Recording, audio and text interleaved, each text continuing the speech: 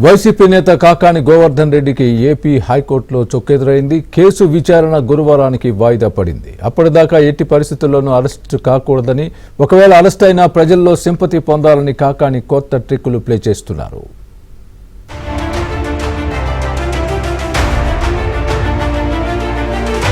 YCP నేత మాజీ మంత్రి కాకాని గోవర్ధన్ రెడ్డిపై నెల్లూరు జిల్లాలో నమోదైన కేసులలో ముందస్తు బెయిల్ ఇవ్వాలని హైకోర్టులో పిటిషన్ వేశారు.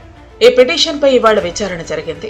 ఈ విచారణ సందర్భంగా గోవర్ధన్ రెడ్డి తరపు న్యాయవాది ఆయనపై నమోదైన కేసులలో ముందస్తు బెయిల్ ఇవ్వాలని అభ్యర్థించారు.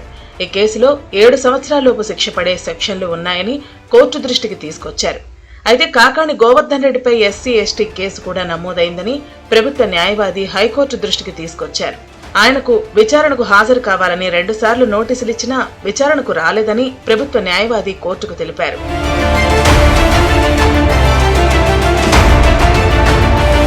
విచారణ సందర్భంగా ప్రభుత్వ న్యాయవాది హైదరాబాద్ లో ఉండే ఆయన నివాసానికి కూడా వెళ్లి నోటీసులిచ్చారని, కానీ ఆయన ఆచూకీ దొరకలేదని వివరించారు. ఆయన విచారణకు సహకరించడం లేదని చెప్పారు.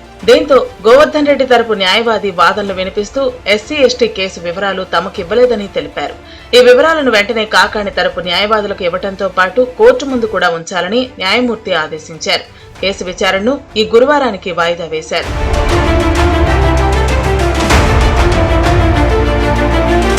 అయితే గురువారం వరకు కాకానికి మధ్యంతర రక్షణ కల్పించాలని, అతన్ని అరెస్టు చేయకుండా పోలీసులకు ఆదేశాలు ఇవ్వాలని తన న్యాయవాది కోరారు.